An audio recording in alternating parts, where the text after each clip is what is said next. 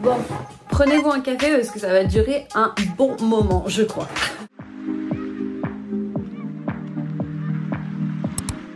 Bonjour Fragrance Lovers, moi c'est Clémence. Aujourd'hui on parle de parfum comme d'habitude, enfin pas vraiment. Aujourd'hui on fait une FAQ, j'en ai pas fait je crois, dans cette nouvelle chaîne, donc pourquoi pas commencer. Je vous ai demandé sur Instagram et sur YouTube de me donner quelques questions.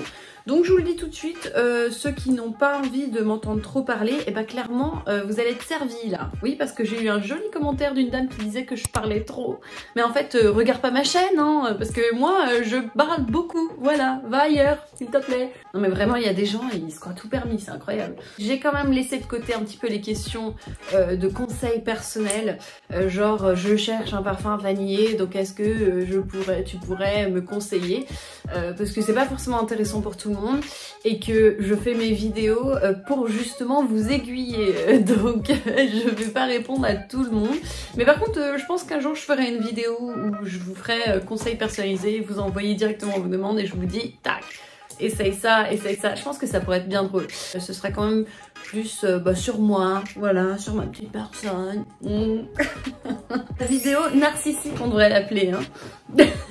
Que penses-tu de MFK 724? Alors c'est le dernier de Maison Francis Kurkdjian. Franchement honnêtement j'ai pas été impressionnée, mais il faut vraiment que je ressente parce que j'ai essayé ça très vite. Premier coup de cœur olfactif, parfum qui m'a choqué etc, où c'était vraiment un coup de cœur. Miura Scherzo, mon parfum signature maintenant. J'étais à l'époque experte parfum de chez Chanel et on avait beaucoup de dames des Émirats Arabes qui venaient en fait, et donc cette dame vient et tout de suite je lui ai dit je suis sortie un petit peu de mon personnage Chanel. Je lui ai dit mais vous sentez mais tellement bon quoi. Elle est rentrée à la boutique, ça a embaumé Chanel et vraiment je lui ai dit mais c'est quoi le parfum, et du coup c'est elle qui m'a dit qu'elle portait Scherzo que je ne connaissais pas du tout et qui m'a fait d'ailleurs rentrer un peu plus dans l'univers de la niche. J'avais déjà essayé genre du Jo Malone, des choses comme ça, mais celui-là c'était vraiment celui qui ça a tout changé quoi. Tu ne peux plus porter 5 parfums jusqu'à la fin de ta vie, tu choisis lesquels? T'es maligne toi. Et bah tu sais quoi, je vais en faire une vidéo. Sinon ça va être trop long, je vais devoir m'expliquer pour chaque parfum, trop long. Quelles sont les pires maisons de parfums pour toi? Alors moi je pense pas franchement qu'il y a des pires maisons de parfums. Après il y en a forcément que j'aime moins. Tout de suite ce qui me vient à l'idée, tout ce qui est maison de dupes hein. Mais alors il y a dupes et dupes hein. Il y a les dupes qui font pas la publicité de genre vas-y celui-là c'est une copie de celui-là et voilà. Mais on sent des similitudes, on sent que les formules quand même sont inspirées. L'un s'inspirer c'est bien, en faire son business pour moi c'est niette. Donc c'est pour ça d'ailleurs si vous vous demandez Clémence donne-moi un bon dupe, je suis nulle là-dedans, je suis nulle. C'est vraiment pas du coup la direction que je veux dans ma chaîne, pas du tout. Il y a des maisons par exemple qui vont... Il y en a qui sont très bien, hein, des bonnes qualités, mais pour moi c'est non. Parce que par exemple sur leur site internet ils vont te dire ce parfum est le même que celui-là qui est populaire, par exemple Baccarat Rouge, c'est le même que Baccarat Rouge, et puis même qui sont meilleurs et moins chers. Franchement je trouve ça mais tellement pathétique, je trouve ça déloyal, je trouve que c'est de l'irrespect aux parfumeurs puisque qui es-tu pour dire que ton parfum est meilleur que la formule originale qui est l'idée qui sort du cerveau du mec quoi. Enfin, et des années de travail d'habitude, enfin, ou des années et des mois de travail. Si tu commences à faire du business sur le dos des gens en utilisant leur parfum best-seller, alors là pour moi c'est niet nada, je parlerai jamais de toi. Faire un top des parfums qui tiennent le mieux en automne et hiver. Bah ça tombe bien, j'ai fait une vidéo des parfums qui tiennent le mieux et une vidéo des parfums en automne. Et bah il faut suivre hein. Quel âge as-tu? J'ai 29 ans, je profite de dire que je suis encore dans la vingtaine parce que ça va pas durer longtemps là c'est... voilà. C'est quoi la rêve qui t'a surprise cette année 2022? Alors je vais pas forcément parler de parfum de niche parce qu'il y a eu plein de choses qui sont sorties. Moi en designer c'est vraiment Givenchy, le Gentleman réserve privée. Je l'ai adoré, les notes un petit peu whisky etc, avec les notes de Tonka Cabine, je le trouve incroyable ce parfum. Et d'ailleurs j'ai été tellement surprise puisque les gentlemen c'était vraiment pas du tout mon truc comme ligne. Mais par contre ils sont très bien hein. Mais je trouvais pas que ça, voilà, ça cassait pas trop pattes d'un canard quoi. Franchement là j'ai adoré. Je le trouve charmant, je le trouve sensuel. Ça c'est un bon designer comme je les aime. Comment participer à des masterclass parfums? À qui s'adresser? Merci Clémence. Quand j'étais chez Chanel je faisais des masterclass parfums. Donc tu es dans un endroit privé donc qui n'est pas accessible au public entre guillemets, et en fait ce sont des masterclass qui peuvent être réservés par un groupe de personnes ou des fois un groupe réduit ou un groupe plus grand. Ça peut être des blogueurs, des journalistes ou simplement des clients intéressés, etc. Il n'y a pas 36 solutions, hein. Nous on a des trucs genre Eventbrite en Angleterre où c'est un site d'événementiel et tu vois, tu peux noter parfum et tu vas voir toutes les masterclass parfums ou événements qui vont arriver. Parce que avant de faire mes masterclass parfums il y a des années, je me suis bien renseignée sur le sujet, j'ai participé à beaucoup de masterclass. Venez dans les boutiques spécialisées, moi je vous conseille genre, je sais pas, toutes les boutiques de maisons de parfums, les petites boutiques, vous allez là-dedans, vous sentez les parfums, vous discutez avec le gérant ou le vendeur, etc. Et vous demandez si vous avez des événements, des masterclass. Souvent, ça arrive qu'ils aient des événements ou des petites masterclass ou des vraies masterclass. Ils vont te noter sur une fiche et voilà, ils vont te rappeler dès qu'il y en a une. Par exemple, Miller Harris, j'étais venue et j'ai dit j'adore votre marque, est-ce que vous avez des masterclass, des événements? Et ils ont noté mon petit nom et puis ils m'avaient appelé pour une masterclass qui était incroyable puisque c'était une masterclass où on allait dans différents parcs de Londres pour sentir les ingrédients, enfin c'était... J'ai fait pareil pour Tom Ford et j'avais pas de blog etc à l'époque hein, donc enfin si, mais franchement c'était un petit Instagram et tout, donc il n'y a pas besoin d'avoir 5000, 6000, 10 000 followers que vous voulez pour être invité à ce genre de choses. Il faut juste être intéressé. Un parfum pour homme dont tu es dingue, Terre d'Hermès, hein, voilà, pas besoin d'explication. Quelle est ta journée type? Alors j'ai pas forcément de journée type depuis que je suis à 100% créatrice de contenu et aussi je gère des masterclass, je fais du conseil, la stratégie, réseaux sociaux. J'ai pas forcément de journée type, ça change tous les jours. Soit je dois aller à un événement, soit j'ai un événement à organiser, soit voilà. Par exemple, je peux te dire ce que je vais faire aujourd'hui. Aujourd'hui, c'est des journées que je consacre juste à la création de contenu. Je note tout, hein. Non mais quand je vous dis que vraiment, il faut que ma vie soit comme ça, sinon moi je fais un burn-out hein, tout de suite, même avec rien. Hein. Je dois filmer la vidéo en française, écrire le scénario, donc ça j'ai fait. Éditer la vidéo en français. Éditer la vidéo va me prendre à peu près 7 heures. Hein. 7-8 heures, hein, facile. Mais comme là, on va être sur une vidéo FAQ, je pense que peut-être un peu moins. Mais du coup, ça va être une vidéo quand même très longue par rapport à d'habitude. Donc en fait, je pense que ça va prendre le même temps. Alors, je vais faire une story avec les codes promo pour le Black Friday. Donc il faut que je l'édite. Et moi, quand je fais une story, pareil, ça me prend 2 ou 3 heures. Parce que je l'ai fait sur un logiciel à part. Parce que je veux que ce soit beau, je veux que ce soit joli. Enfin voilà, j'ai pas envie de faire des trucs à moitié, moi. Enfin voilà. Mes emails, il faudra que je regarde. Il faut que j'organise tout. Parce qu'on est dimanche. Donc chaque dimanche, j'organise ma semaine prochaine. Il faut que je fasse un report pour ma dernière collaboration. J'ai fait une collaboration avec une marque anglaise qui vend des parfums de niche, etc. Donc je dois faire un rapport sur les chiffres et tout, combien de personnes l'ont vu, blablabla, combien de personnes ont cliqué. Enfin, c'est des trucs que tu dois faire en temps de... Enfin moi en tout cas ce que je fais. Après moi je pense que je suis un peu extrême dans mes rapports, etc. quand je fais des collaborations. Mais c'est parce que pendant un an j'étais responsable des réseaux sociaux d'une marque. Donc j'aime bien pousser un petit peu, être pro quoi, enfin j'aime bien être pro, enfin bon, bref. Ensuite je dois répondre à Bon Parfumeur puisque on va travailler ensemble, d'ailleurs je suis trop contente puisque c'est une marque que j'aime bien, j'ai fait plusieurs vidéos en français dessus, en français et en anglais d'ailleurs, sur Bon Parfumeur, donc je suis très contente, voilà je vous spoil un petit peu. J'ai aussi toute une collection de parfums à essayer avant ce soir et à faire le point dessus et voir si je veux travailler avec eux. La pharmacie, ah oui, parce que j'ai mon traitement, ah oui, bon bah ça me concerne. Voilà, donc c'est ce que j'ai à faire aujourd'hui par exemple, mais ça change vraiment tous les jours. Tu étais formée dans une école de parfumerie genre Izipka. Alors ça, on m'a posé beaucoup la question, donc je vais prendre du temps pour y répondre, pour expliquer un peu mon parcours qui est très atypique. C'est-à-dire que non, je ne suis pas allée à l'ISICA et d'ailleurs j'ai eu la possibilité d'y aller mais je ne voulais pas y aller. Ça a été difficile d'ailleurs pour moi de trouver ma voie. Pourtant j'ai été vraiment fan de parfumerie depuis petite, très petite d'ailleurs, puisque je me souviens, je sentais les parfums de ma maman. Elle avait toute une collection de flacons qui étaient à moitié vides et c'est vrai que je passais des heures à les sentir. Je m'en souviens bien encore d'ailleurs, il y avait Baby Doll que je me parfumais en scred avec celui-là. Enfin, depuis longtemps j'étais passionnée, d'ailleurs je lisais beaucoup sur les parfums, le luxe, etc. depuis longtemps.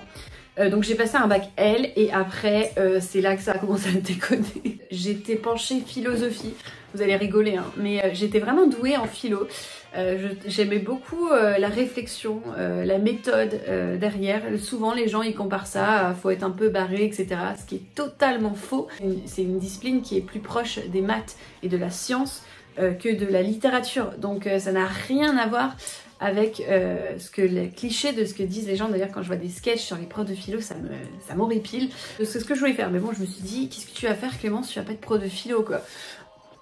Ça j'avais pas trop envie quoi. Et en fait je suis partie à Rennes en psychologie pendant, donc j'ai fait une année de psycho, catastrophe, que dans ma tête à l'époque j'étais vraiment en phase de down. D'ailleurs je vais vous expliquer les phases mais j'étais vraiment dans une phase où j'étais un peu paumée, j'avais pas trop confiance en moi. Il y a des catastrophes nucléaires qui sont arrivées dans ma vie à cette époque là. Et la deuxième année je me reprends un petit peu et d'ailleurs je me reprends mieux puisque je me dis bon bah pourquoi pas faire quelque chose que t'aimes un peu plus.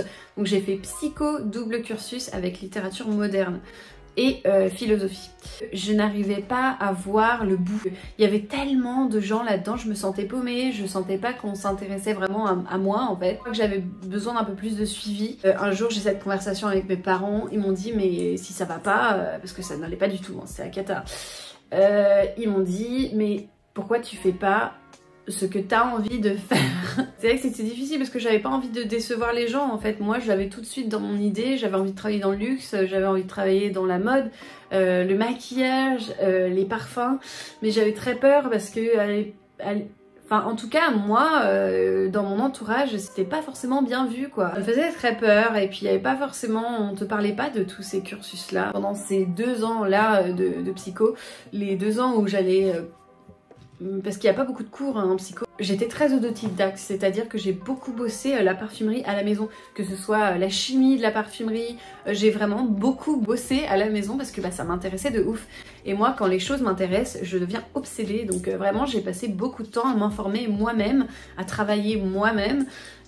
Donc c'était beaucoup et d'ailleurs le côté qui m'intéressait le plus c'était le côté chimie, la composition, etc. Enfin j'adorais ça, moi ça me rendait folle. C'était pas forcément essayer plein de marques et tout, non pas du tout, c'était vraiment comment est-ce qu'on fait un parfum, tout le bazar, les ingrédients, les matières premières, enfin ça me rendait folle. Et j'avais aussi le maquillage qui me plaisait beaucoup à l'époque puisque j'ai toujours passé, même quand j'étais plus jeune, à maquiller. J'ai maquillé ma mère, je maquillais tout le monde, moi, je maquillais mes amis, donc je me suis dit bah vas-y.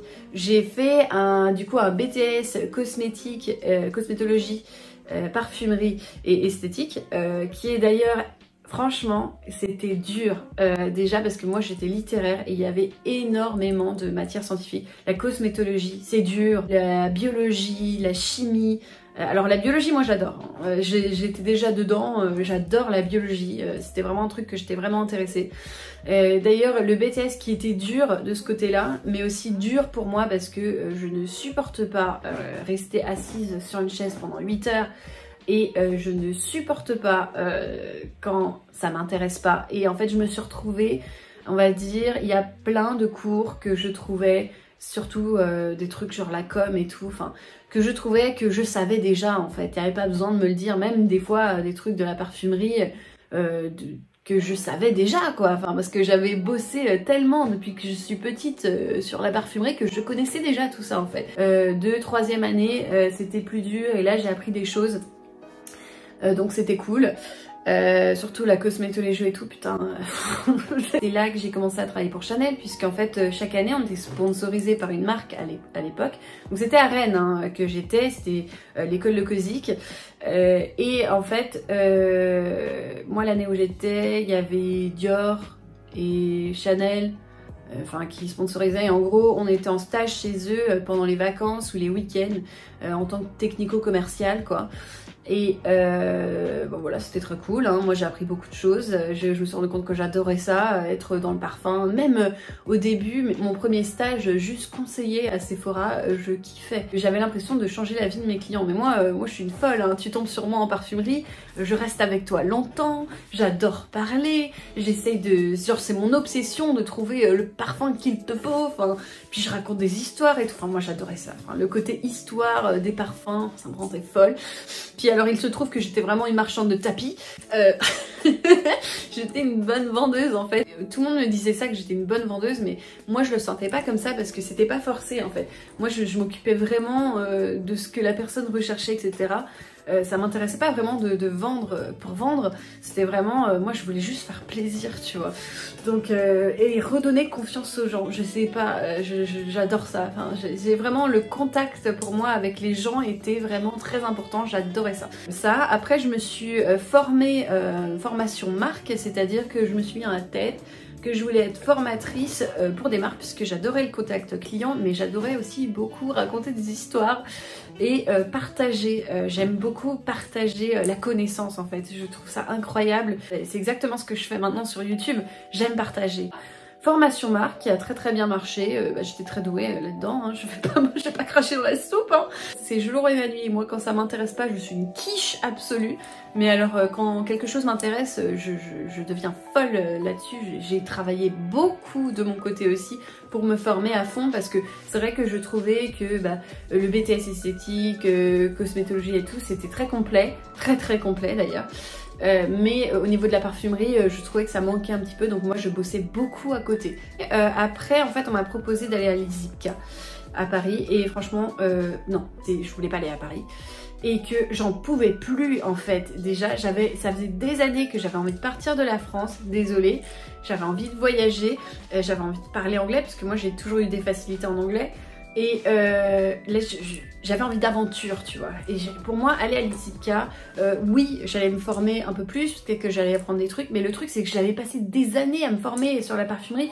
Je connaissais tellement beaucoup de choses, j'avais regardé le programme de l'ISIPCA, c'était des choses que je connaissais déjà, je suis désolée. Je voulais pas être née, moi, je voulais pas être parfumeur, parce que moi, j'avais envie du côté humain, j'avais envie du côté formation, c'était pas être née qui m'intéressait, et c'était encore moins être dans la stratégie marketing d'une marque de parfum, parce que moi, stratégie marketing, j'aime pas. D'ailleurs, j'ai fait toutes mes classes là-dedans, j'ai essayé le truc, et je vais vous dire que c'est pas mon truc, parce que je trouve que ça manque d'éthique et ça m'embête. Et après, je suis partie en Angleterre. J'ai fait une formation parfum très rapide, et puis après j'ai été chez Chanel directement, j'étais embauchée directement. J'ai passé plusieurs semaines à me former à part des points de vente et tout le bazar au niveau de la parfumerie et tout, donc ça c'était super. Et puis voilà quoi, je suis devenue expert parfum, et c'est là que j'ai dit il faut faire des masterclass. Et je le dis moi-même puisque j'ai commencé toute seule là-dedans, c'est-à-dire qu'au début j'ai proposé aux responsables des boutiques, j'aurais dit il faut faire des masterclass parfum, et c'était des trucs, on disait mais non mais Clémence ça va pas marcher, le maquillage c'est ce qui vend. Ma boss qui était adorable m'a dit vas-y fais-en une, si ça te rapporte, eh bien tu pourras continuer. Et bah bling bling hein. On a fait une, ça a beaucoup plu, ça a rapporté de l'argent à la compagnie, donc c'était content. Mais c'était pas ça l'important, c'est que ça a beaucoup plu. Après les masterclass, j'en faisais une par mois ou tous les 2 mois. Je voyais que Chanel me donnait de plus en plus de moyens pour les masterclass, et puis il y avait de plus en plus de gens intéressés. J'avais mon groupe régulier qui voulait absolument qu'on les appelle à chaque masterclass. C'était vraiment des moments privilégiés qui duraient longtemps. Enfin, j'avais beaucoup de plaisir à faire ça, et c'est pour ça que maintenant je continue toujours avec les masterclass, parce que c'était vraiment un plaisir. On parlait d'histoire de la parfumerie, on faisait des jeux, on parlait des ingrédients, on parlait de chimie, etc. Mais tout en rigolant, en s'amusant, tu vois, c'est une bonne expérience. C'est que du bonheur. Bref, j'espère que ça t'a aidé. En tout cas, vous n'êtes pas obligé de suivre le même parcours que tout le monde. Moi, j'ai pas suivi le même parcours. Je me suis beaucoup auto-formée aussi. J'ai beaucoup travaillé de mon côté. Après, l'avantage que j'ai eu, c'est qu'après, je suis rentrée vraiment dans le monde de la parfumerie, et que j'ai rencontré beaucoup de parfumeurs, etc. Donc, j'ai fait mes lettres avec eux aussi. Bonjour Clémence, quel a été ton premier parfum et à quel âge? Alors, Le premier parfum que moi j'ai acheté avec mes petits sous, c'était Parisienne d'Yves Saint Laurent. Le premier parfum que mes parents m'ont acheté, bon alors, sans compter tous les petits parfums que je me souviens pas des petites marques que j'avais quand j'étais petite, parce que ma maman elle aimait bien que je sente bon. Alors elle m'a acheté des petits parfums, mais des petits parfums, tu sais, super naturels, Yves Rocher, tout le bazar, tu vois. Pas si c'est vraiment naturel, mais tu sais, les petits parfums comme ça. Le premier parfum que j'ai demandé à mes parents, c'était numéro 5 de Chanel. Et j'ai aussi eu très tôt le Angel L'eau de Thierry Mugler, parce que je voulais Angel, mais ma maman m'a dit c'était trop fort. Alors du coup elle m'a pris l'eau. Voilà. Alors quelle fragrance tu associes à l'Angleterre et à la France? Alors la France, moi je te dirais tout de suite les designers. Chanel, Dior, Yves Saint Laurent. Bah oui, parce que les Français, mine de rien, ils sont très très attachés à leurs designers. Tu le vois sur les chiffres en fait. Les chiffres de vente, etc. sont très attachés à leurs designers. Alors qu'en Angleterre, les gens sont très penchés niche. Hein. Ils vont à l'aventure. C'est pas forcément les designers qui vont retenir. D'ailleurs, dans les parfumeries, en tout cas les department stores, comme nous on appelle chez nous, tu vois beaucoup de marques de niche hein, qui sont au même rang que des Dior, des Chanel, etc. Donc moi je dirais du Penhaligon's, du Jo Malone, du Miller Harris. Voilà, pour moi ça c'est l'essence de la parfumerie anglaise. Ces notes très fraîches, je trouve, les odeurs de lavande, les odeurs aromatiques, les odeurs un petit peu de thé sont très très à la mode, très populaires. Tu les sens dans la rue à Londres. Comment te sens-tu? Alors j'ai eu beaucoup de questions sur comment sens-tu. D'ailleurs j'ai juste envie de passer un petit message. Alors c'est madame, alors moi je dis Miss, je suis désolée, Cluedo, qui m'a dit un joli message qui avait l'air inquiète. Je veux pas que vous vous inquiétez pour ma santé. C'est vrai que moi j'aime beaucoup parler de ma santé mentale et physique.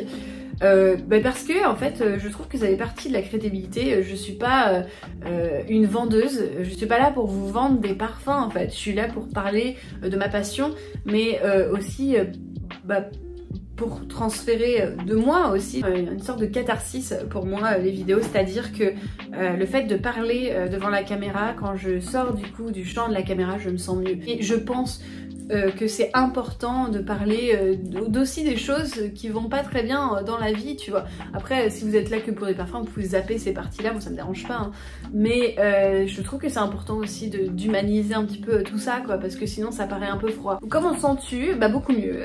Déjà, mes soucis de santé, bon bah pour ceux qui ont suivi, c'est vrai que l'année dernière c'était un peu l'enfer avec mes soucis de rein, enfin mon rein a été en déficience, c'était l'horreur, je faisais des pyélonéphrite tous les 2-3 jours, tous les mois, donc j'étais fatiguée, à la fin je pouvais plus me lever, enfin c'était...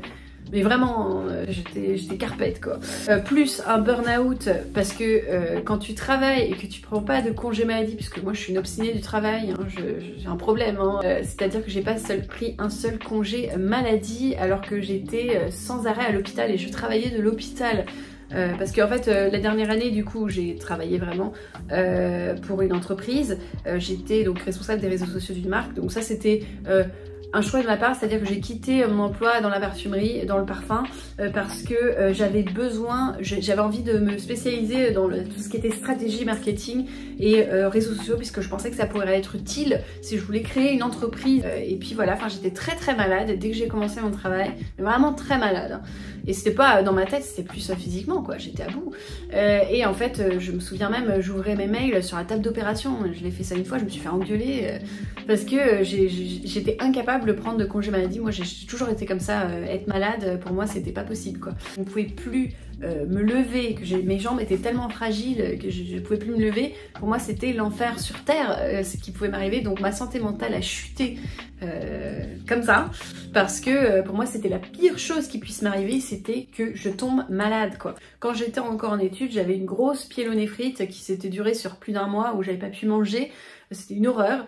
Et d'ailleurs à l'époque ils n'avaient pas détecté que j'avais un double rein, parce qu'en fait mon rein est double, au lieu d'un tuyau écusseur j'en ai deux, donc 2 fois plus de risque de choper n'importe quoi. Je m'étais dit mais je ne veux plus jamais revivre cette douleur, c'était la pire douleur que j'ai eue, et moi je suis pas douillette hein, vraiment. Et là en fait je m'en tapais toutes les 2 semaines quoi. Enfin, c'était à répétition, c'était l'enfer sur terre. Enfin, à la fin j'avais les nerfs qui lâchaient, je pleurais de douleur tout le temps, enfin, c'était horrible. J'ai fait un burn-out puisque j'ai travaillé en même temps, j'aurais dû prendre une pause, mais j'ai écouté personne. L'entreprise où j'étais, comment te dire, je trouvais que ça manquait d'éthique là-dedans, je trouvais qu'il y avait vraiment un côté humain qui manquait alors qu'on me l'avait vendu comme une famille, et je trouve que c'était pas le cas du tout.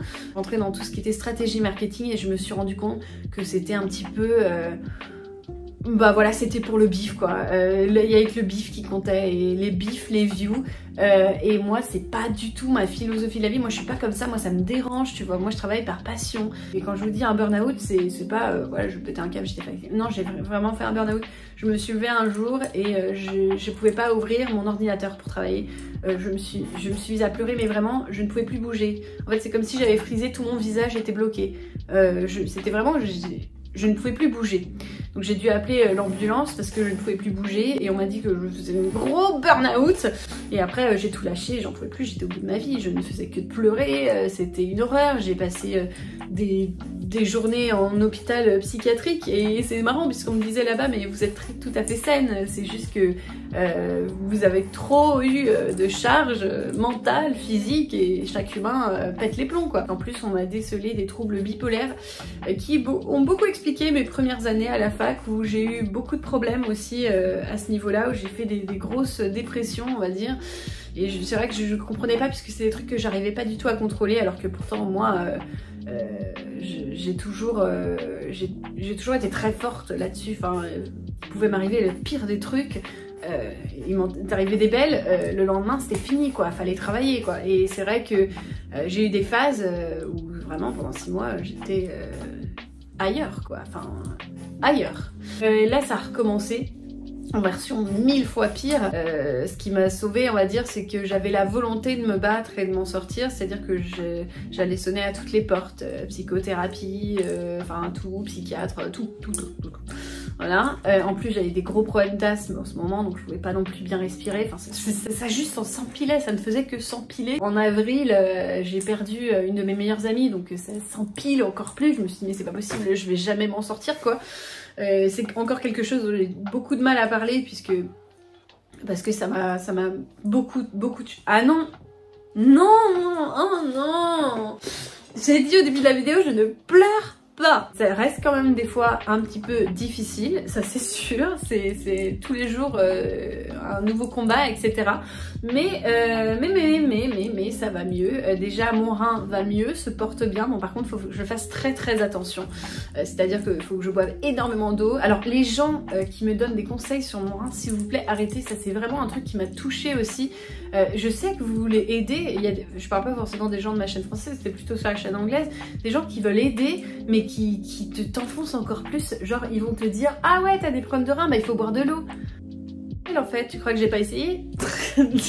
Non mais t'es en train de souffrir le martyr et t'as des gens qui te disent allez boire de l'eau, ou alors quand tu fais une dépression sévère qui te disent il faut marcher, prendre l'air, sortir dehors, manger des fruits et des légumes. Mais tais-toi. Tais-toi, enfin c'est quand même incroyable de sortir des trucs comme ça. Si c'était si facile de sortir d'une dépression, mais tout le monde le ferait, hein. J'aurais été marcher dans le jardin quoi. C'est une maladie, une dépression, ça, tu ne sors pas de ça comme ça, c'est indépendant de ta volonté. Alors oui, il faut savoir se battre, avoir la volonté de se battre, mais des fois ça suffit pas en fait. Bref, je sens que je suis beaucoup plus calme qu'avant.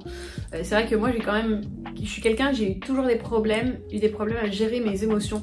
Et d'ailleurs ça m'a coûté parfois un petit peu dans mes études, et c'est vrai que je suis incapable de fermer ma bouche. Hein.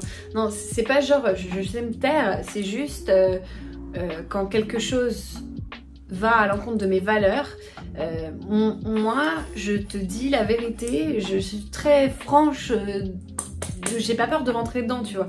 Et c'est vrai que je me suis dit bah c'est juste que je suis juste un peu rentre dedans quoi. Mais non en fait je vis tout à 100%. Quand je suis triste je suis extrêmement triste, quand je suis contente c'est fois 1000. Mes émotions n'étaient pas on va dire calibrées. Je me sens un peu plus sereine, je sens que je contrôle un petit peu plus la chose. Donc c'est très agréable. D'ailleurs les gens qui disent les bipolaires, c'est... Alors ça je m'en suis tapée aussi. Hein. Des gens qui disent que des bipolaires c'est deux personnalités différentes. Mais écoute, va te renseigner d'abord, ça n'a rien à voir. En tout cas, moi j'ai pas une bipolarité sévère, ça c'est sûr, c'est quand même assez doux, mais c'est vrai que ça me fait du bien de le déceler parce que je me sens beaucoup plus calme. Donc voilà, globalement ça va mieux. Dans toute cette merde, j'ai réussi à rencontrer quelqu'un aussi qui m'aide beaucoup, à m'apaiser, etc. Donc maintenant on habite ensemble et c'est vrai que ça me fait un peu moins de stress. Il y a toujours beaucoup d'anxiété de ma part, mais ça j'ai toujours été très anxieuse, très anxieuse. Donc voilà, mais c'est vrai que globalement je me sens mieux quoi. Comparé à l'année dernière où je vous assure quand vous êtes vraiment au fond du gouffre, moi tous les jours je pensais que j'allais pas passer ma trentaine quoi. Donc vraiment hein. Donc là le fait de ne plus avoir ces idées là dans la tête, c'est comme si un petit peu les nuages s'écartaient. J'ai encore des passes très difficiles, mais elles arrivent moins souvent. Donc, so far, so good.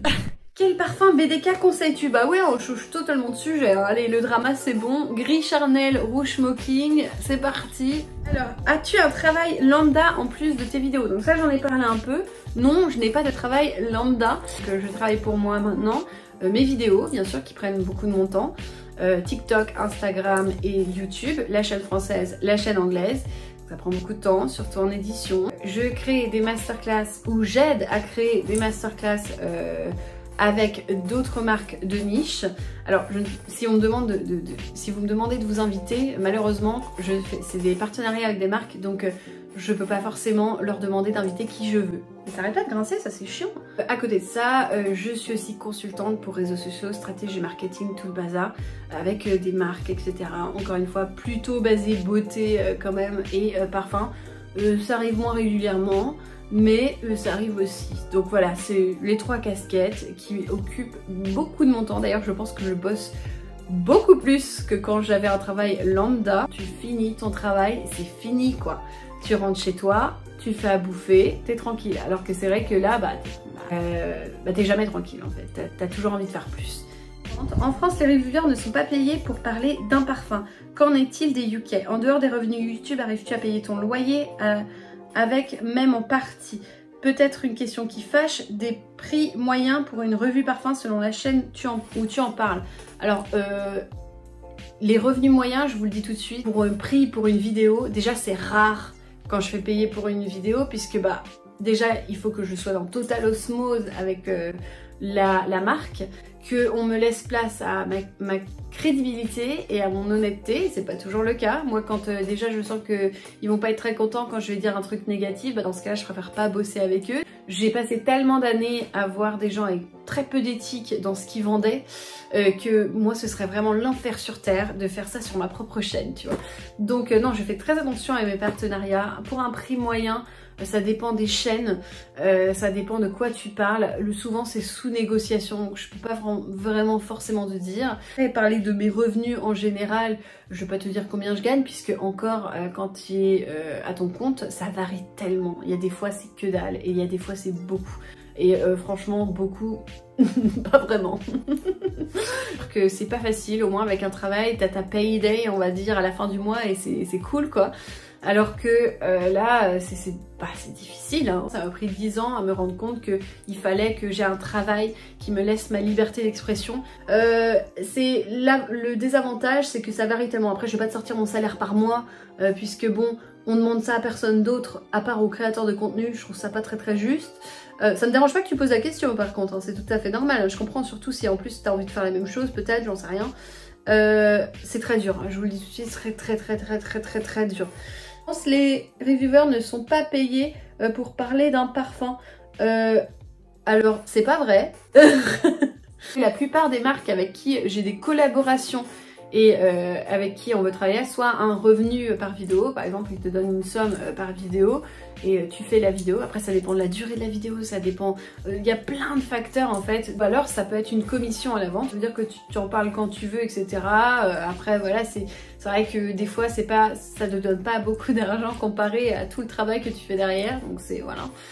Quand tu travailles avec des marques que tu aimes bien, c'est pas forcément un problème. Moi par exemple, je suis trop contente, l'épargne rien avec commission que j'ai eue, par exemple Micallef, marque française, Bon Parfumeur là qui va venir, marque française. Qu'est-ce que j'ai? L'Atelier Parfum, marque française. D'ailleurs que des marques que j'adore. Moi j'ai Miller Harris bien sûr, ça c'est une marque anglaise, mais c'était ma première marque que j'aimais le plus. Donc moi je ne choisis que des marques avec qui vraiment je suis sûre que je vous donne des belles choses, tu vois. Et c'est la plupart des marques françaises, hein. Donc en fait ça dépend comment tu te vends aussi, comment tu valorises ton travail. Et je connais des reviewers parfums qui se font payer. Je mets pas l'accent à 100% là-dessus.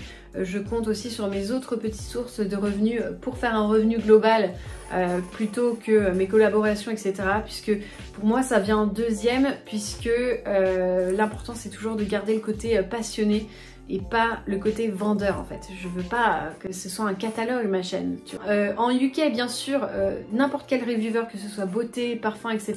c'est quand même beaucoup plus simple de se faire rémunérer puisque c'est très ancré dans la tête des gens, même des gens lambda entre guillemets, c'est normal de se faire rémunérer pour son travail. Et oui en effet, être créateur de contenu c'est un travail, faire des vidéos c'est un travail lambda. Parce que c'est vrai que quand tu reviens en France, les gens ils prennent pas ça au sérieux, c'est fou d'ailleurs, alors que tu vas travailler des 70 heures par semaine quoi. Et je déconne pas, hein. Et en dehors des revenus, arrives-tu à payer ton loyer? Bah des fois je vais pas te le cacher, c'est très difficile, hein. Mais c'est comme tout, hein. C'est sûr, c'est difficile, c'est un choix. Je ne paye pas mon loyer avec mes revenus YouTube, hein, mes revenus Google, hein, impossible. Ça paye pas beaucoup, hein. Quand tu choisis un métier comme créateur de contenu en ligne, surtout pour du parfum, crois-moi, il faut être passionné, hein, parce que si tu penses gagner des 1000 et des 100, tu vas bien te mettre le doigt dans l'œil, mon garçon. Donc moi je te le dis, quand les gens ils te disent ah c'est pour la thune que tu fais ça, etc. Mais mettez-vous le doigt dans l'œil, hein. Enfin moi je vous assure, il faut être passionné hein, pour faire ça, hein, parce que sinon si t'es pas passionné tu te barres en 2 semaines, hein. Donc j'ai de la chance aussi d'avoir une famille qui me supporte à 100% dans ce projet là, puisqu'ils savent à quel point c'est vital pour moi de faire quelque chose que j'aime. De travailler dans ma passion, et il est impossible pour moi de reprendre un travail où j'aurais un boss, etc. J'ai travaillé pendant 10 ans à fond, beaucoup, longtemps, pour d'autres gens, et ça m'a dégoûtée, on va dire, pour travailler pour d'autres gens, et je ne veux plus.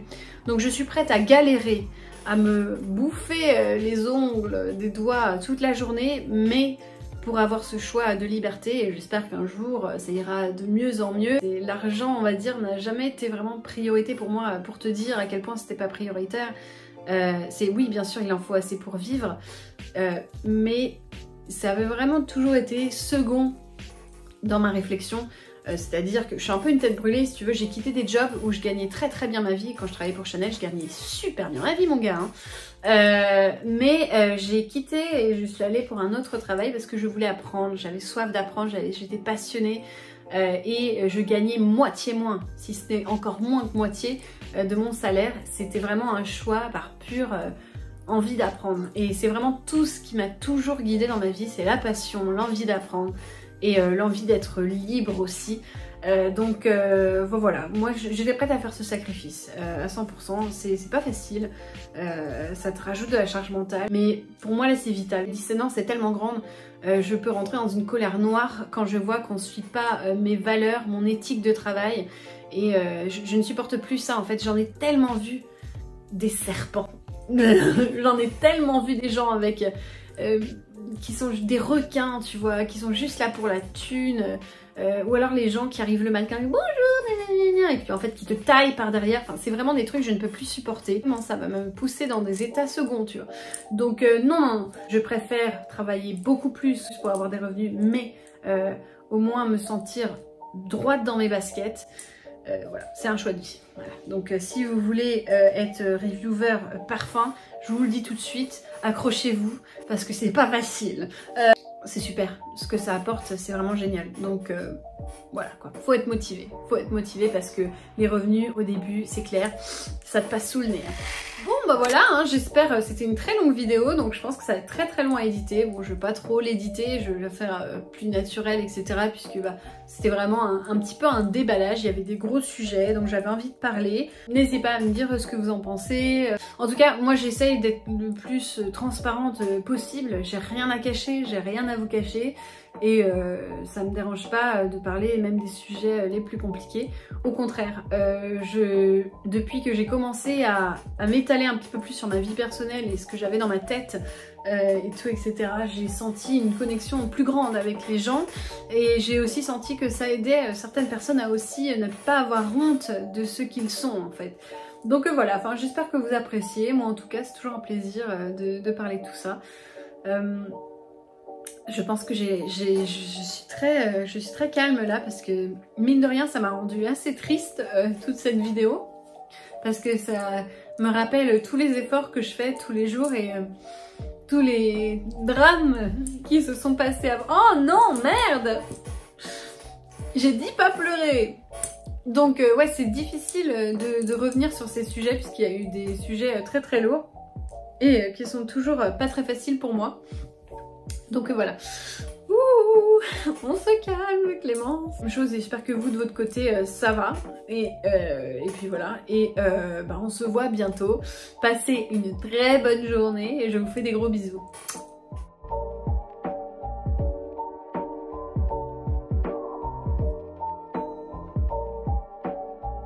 Viens, je t'emmène dans mon paradis bleu.